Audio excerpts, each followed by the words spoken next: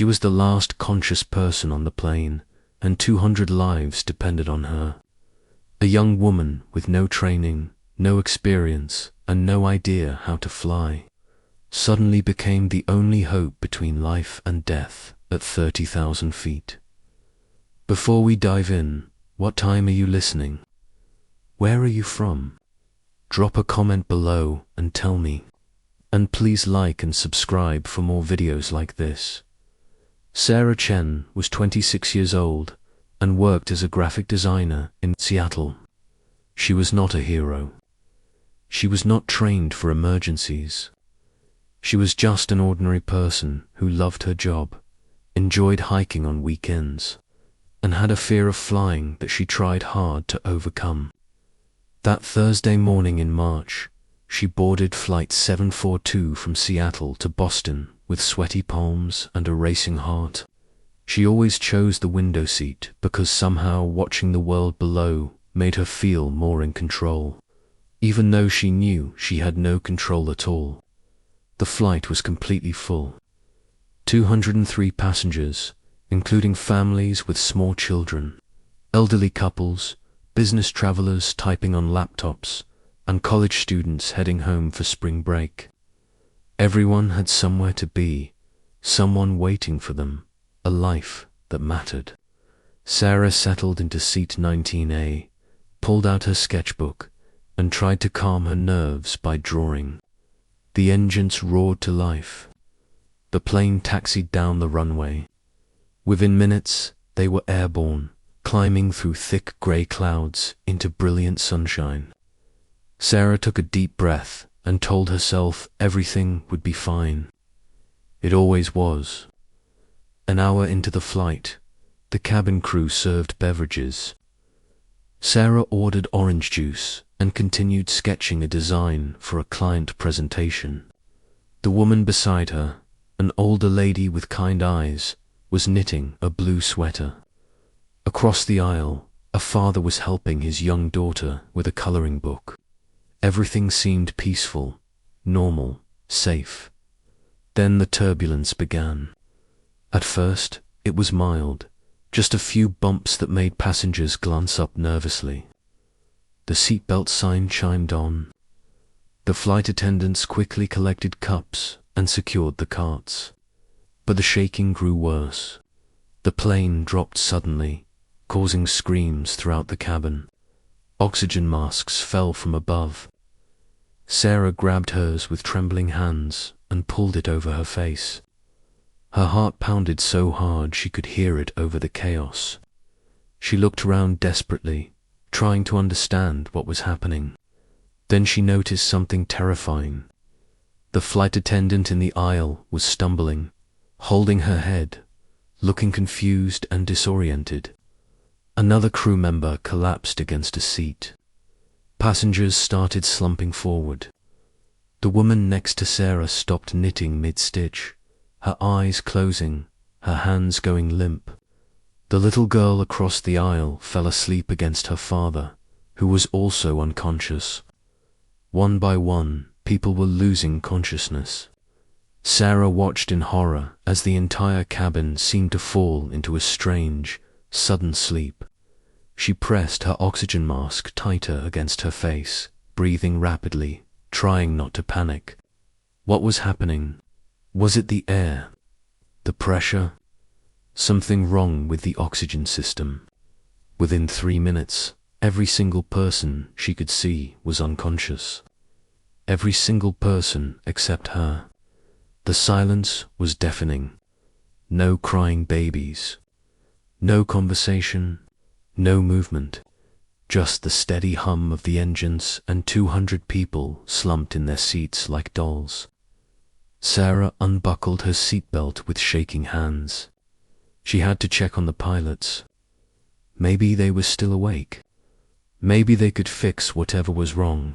She stumbled up the aisle, stepping over fallen baggage, and dropped phones. Her legs felt weak. Her mind screamed at her to wake someone up, to shake them, to do something. She reached the cockpit door. It was locked, as it always was, for security. She pounded on it with both fists, No answer. She pounded again, harder, screaming for someone to respond. Nothing. Sarah ran back to find a flight attendant's phone or intercom, anything to communicate with the cockpit. She found a phone near the galley and pressed every button, trying to figure out how it worked. Finally, she heard a click. A weak, slurred voice came through. It was the captain. He sounded barely conscious, his words slow and confused. He told her something was wrong with the cabin pressure system. The backup oxygen was contaminated. He and the co-pilot were affected too. He was struggling to stay awake. He could not land the plane. He could not do anything. Then his voice faded. The line went dead. Sarah stood there, holding the phone, her entire body shaking. She was alone. Completely alone. 30,000 feet in the air with 200 unconscious people and no one to fly the plane. She wanted to scream. She wanted to cry. She wanted to wake up from this nightmare. But she could not. This was real. She looked out a window. The plane was still flying straight, probably on autopilot, but she had no idea how long that would last. She had no idea where they were or how much fuel remained. She had no idea what to do, but she knew one thing. If she did nothing, everyone would die. Sarah forced herself to think. She ran back to the cockpit door and examined the lock. She knew from news reports that these doors were reinforced after past incidents, designed to withstand attacks. She could not break through. But there had to be another way. She searched the galley for tools.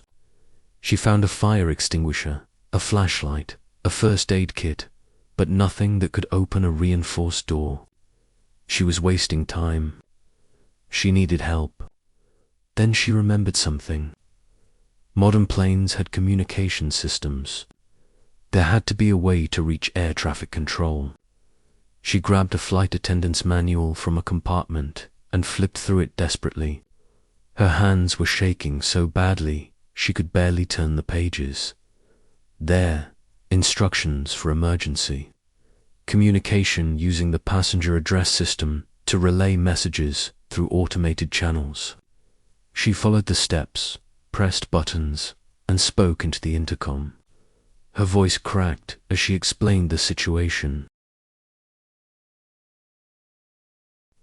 She was a passenger. Everyone was unconscious. She needed help. She did not know if anyone heard her. She repeated the message 3 times, then waited.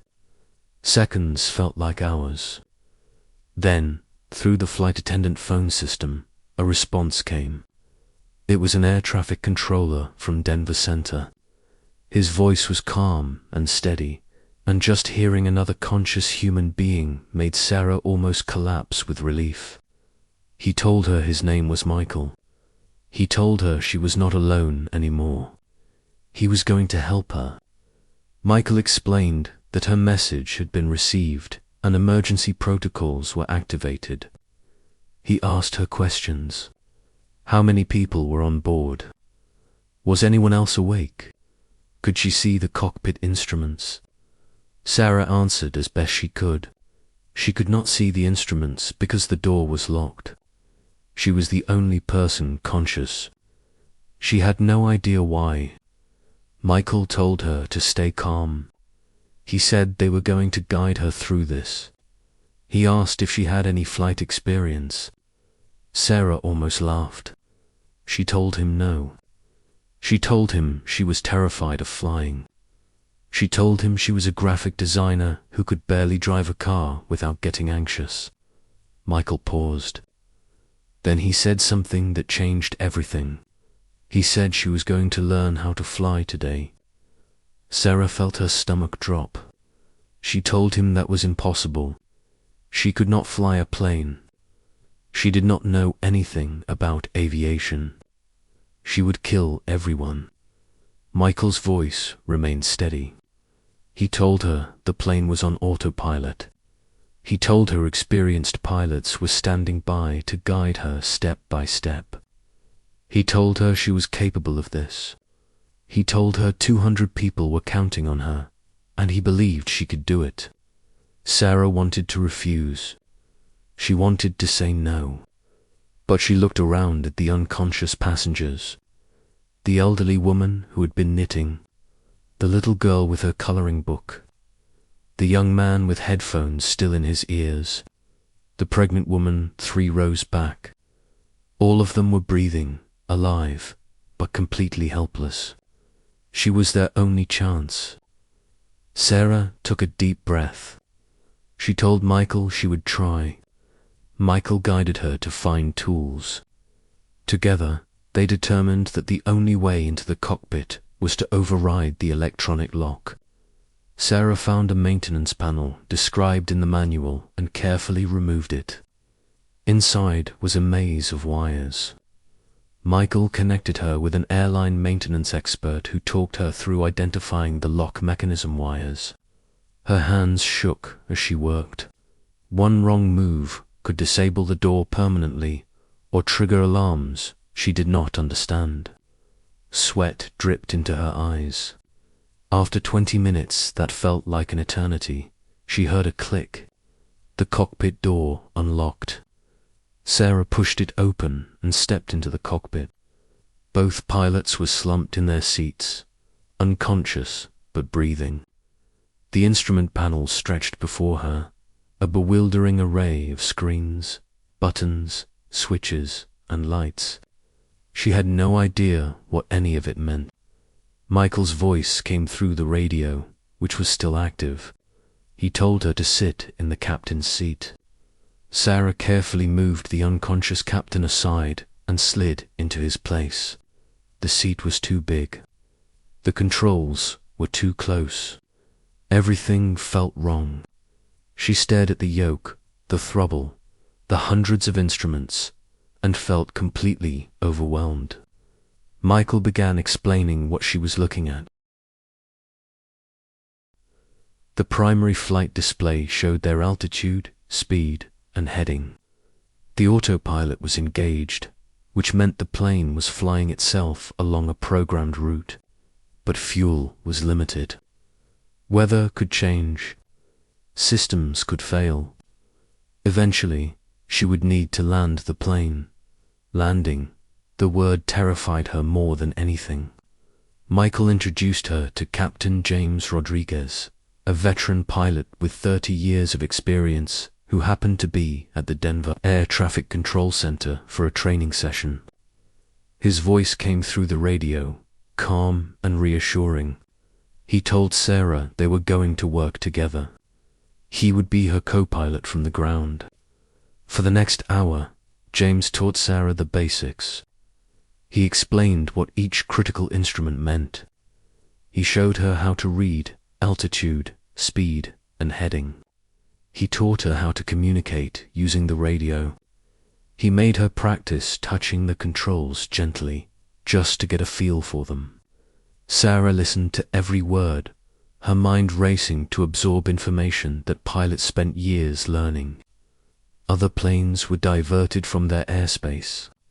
Emergency crews were mobilized at multiple airports. The entire aviation system was focused on getting Flight 74 to safely on the ground. James explained their plan.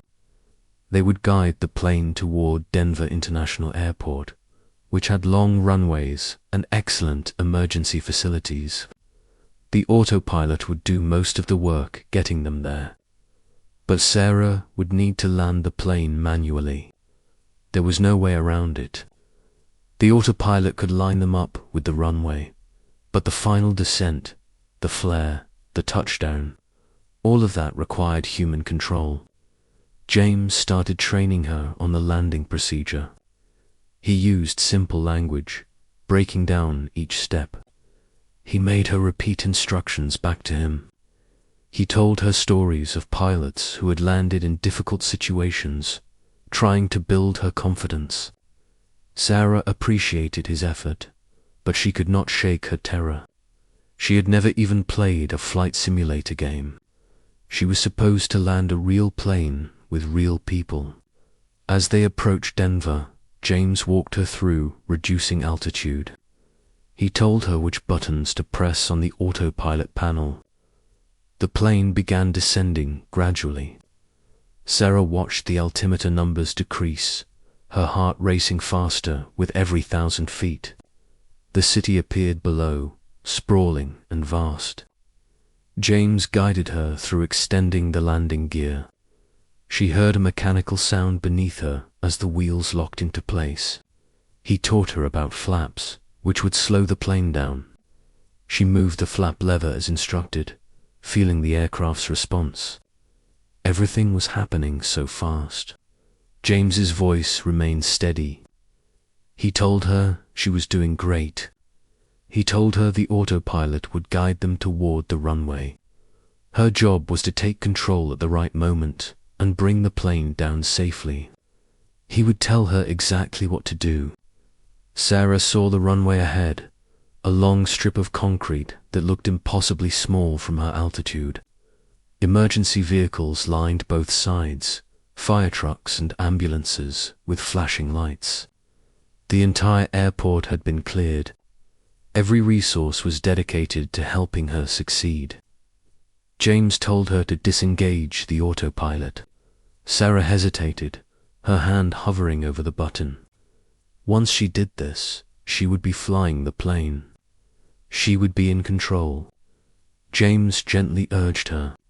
She pressed the button. The autopilot disconnected. The yoke was live in her hands. She could feel the plane responding to every tiny movement. It was terrifying and surreal. James talked her through the approach. Keep the nose steady. Watch your speed. Line up with the runway center. Use gentle pressure on the yoke. Sarah did exactly as he said, but the plane wobbled. She overcorrected, and it wobbled the other way. Her breathing came in short gasps. James told her to relax her grip. Trust the plane. Small movements. She tried again. The plane steadied. She could see the runway growing larger. James told her about the flare, the final maneuver before touchdown where she would pull back gently on the yoke to raise the nose slightly and let the rear wheels touch first. It had to be timed perfectly. Too early and the plane would stall and drop. Too late and they would hit hard. Sarah was terrified she would get it wrong. The runway rushed toward her. James counted down the altitude. 200 feet. 100 feet. 50 feet.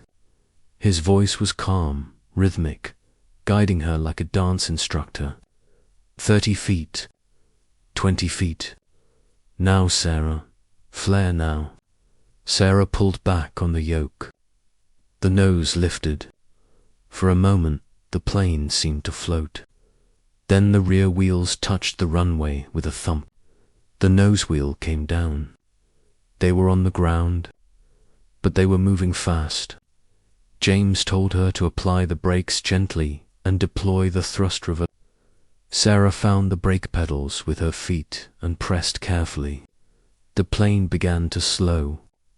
She could see the emergency vehicles racing alongside them. The plane decelerated, slower and slower, until finally it rolled to a stop halfway down the runway.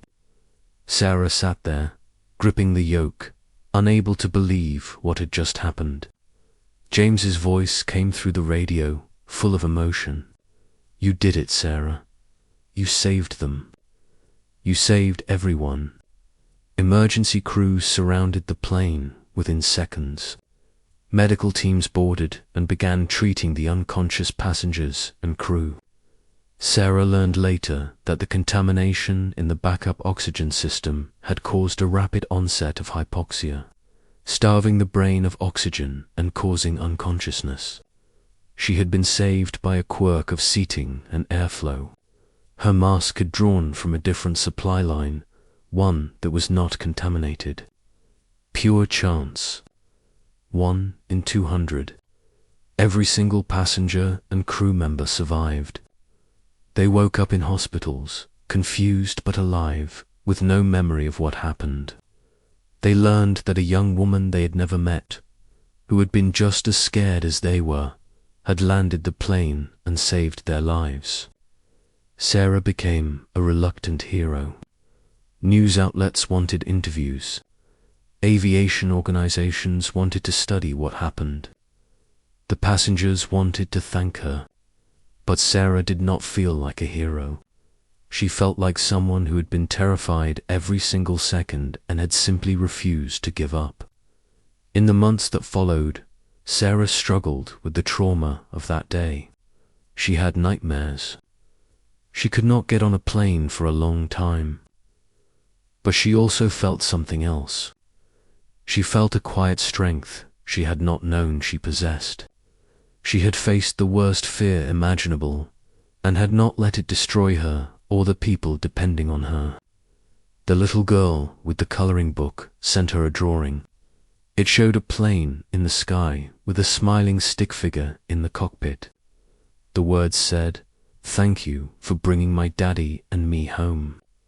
Sarah kept that drawing on her desk. Flight 742 became a case study in aviation safety. New protocols were developed. Systems were redesigned. But more than that, it became a story about ordinary people who find extraordinary courage when lives are on the line. Sarah never wanted to be in that situation. She never asked for it. But when the moment came, when 200 lives needed her, she did not run. She did not give up. She learned how to fly. So if you like this video, please like and subscribe for more videos like this.